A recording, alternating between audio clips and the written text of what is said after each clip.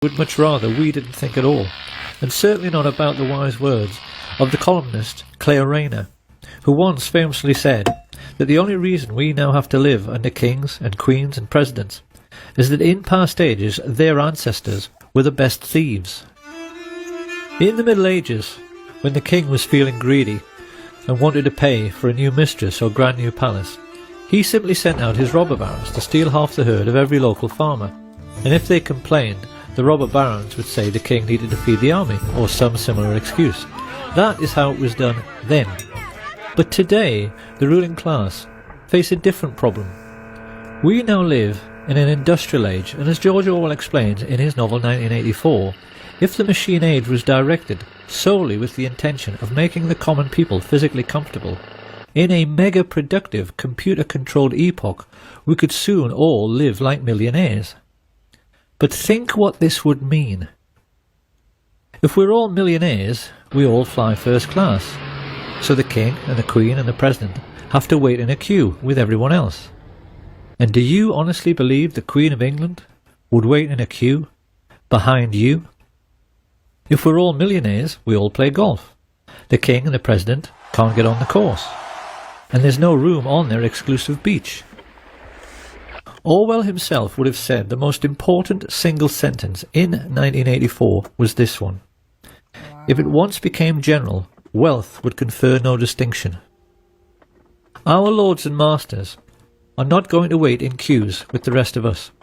So the special problem which fat cats face today is how to keep the wheels of industry turning, because as Orwell explains, the oligarchs have to make use of the masses without significantly raising the general standard of living.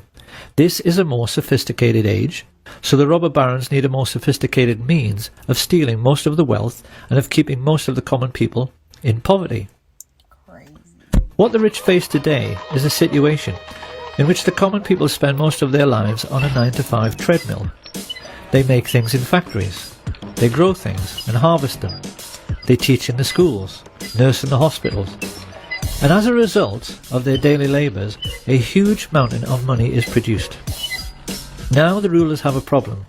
How can they keep the ordinary people hard at work so they're too exhausted at the end of every day to think about whether this is a fair system?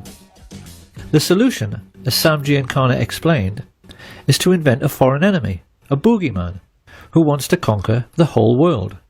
This becomes a perfect excuse to make people pay for a sophisticated array of increasingly expensive weapons, which are made by companies which the fat cats themselves own.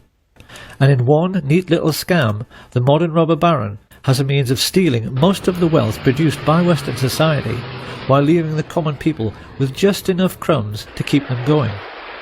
Every year, America's oligarchs take $3 trillion out of the United States economy. According to some estimates, we cannot track $2.3 trillion in transactions. $2.3 trillion with a T. That's $8,000 for every man, woman, and child in America. This is how the rich have rigged the system, so that it benefits them at the expense of everyone else all the time. But in order to keep this fraud going, the public must always be convinced of the need for military expenditure. This is where all the phony terrorism comes in. And if we want to find out who is behind this ongoing hoax, we only have to look at Securicom, the company in charge of World Trade Center security, who removed all guards and sniffer dogs from the buildings on September 10th, so that the charges which brought down the towers in controlled explosions could be planted. If we now ask, who is the chief of Securicom, who do we find? Marvin P. Bush, brother of George W. Bush, son of the man who orchestrated the plot to assassinate President Kennedy, and grandson of the man who made the family fortune from Auschwitz slave labour. The Bush family and their rich friends have been behind all of it. During his time as president, George W. Bush connived with Tony Blair to introduce a deliberate policy of allowing unbalanced and aggressive Muslims to flood into Western countries. They did this in the hope that they would commit atrocities in their adopted countries, and they were actually delighted when the Washington DC sniper and the Fort Hood shootings made headlines because they knew such events would make it easier for the public to swallow the idea that 9/11 was simply more typical Islamic terrorism. The truth is that Islam is simply being used like a pawn on a chessboard in a game the fat cats have been playing since World War I. 70 years ago, they gave us what they called their Hitler Project. 50 years ago, it was the JFK Assassination Project. Today we're having to suffer the War on Terror Project. And when this current lunacy is over, they'll have another excuse ready to create yet another phony war and yet another patsy. If George Orwell was still alive today, and he was asked to comment upon all the significant political events of the last decade, it's quite likely he would simply restate the Orwellian definition of totalitarianism, to wit, a society living by and for continuous warfare, in which the ruling caste have ceased to have any real function but succeed in claiming to power through force and fraud, and then ask whether this sounds like the world we live in. Because it ought to be obvious by now that our seemingly endless economic recessions are being deliberately orchestrated. In today's world, the commodities markets are arranged in such a way that the price of virtually everything, particularly food, hardly ever changes. So how then can it be that the price of oil increased tenfold in the last decade?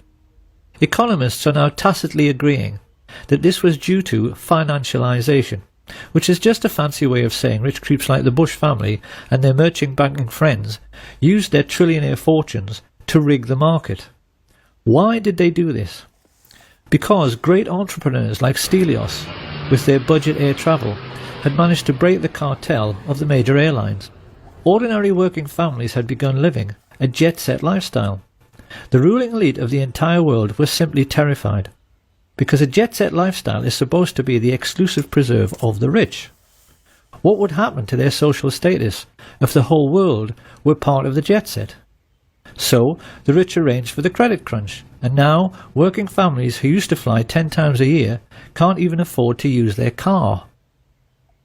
What George Orwell understood better than anyone is that every age is basically the same. It is always a story in which a small elite group of greedy people cling to unjust power and privileges by practicing an ongoing deception upon their followers.